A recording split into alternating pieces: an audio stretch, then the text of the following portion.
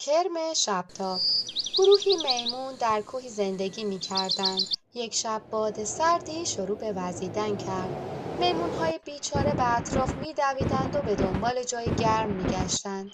در این هنگام چشمشان به کرم شبتابی افتاد که در کنار درختی پناه گرفته بود. میمونها خیال کردند که آن کرم آتش است.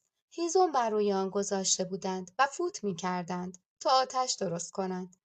مرغی بر روی یکی از شاخه‌های درخت نشسته بود و کار بیهوده میمونها را تماشا می‌کرد. به آنها گفت: این آتش نیست که هیزم روی آن گذاشته اید.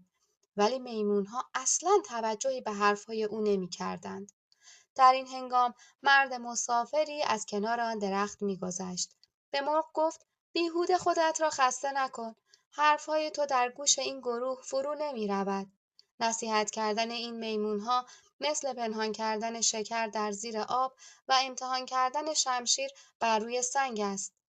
مرغ به حرفهای مرد مسافر توجهی نکرد. از درخت پایین آمد و نزد میمونها رفت و گفت: این آتش نیست. میمونها که از دست مرغ کلافه شده بودند او را گرفتند و پرهایش را کندند.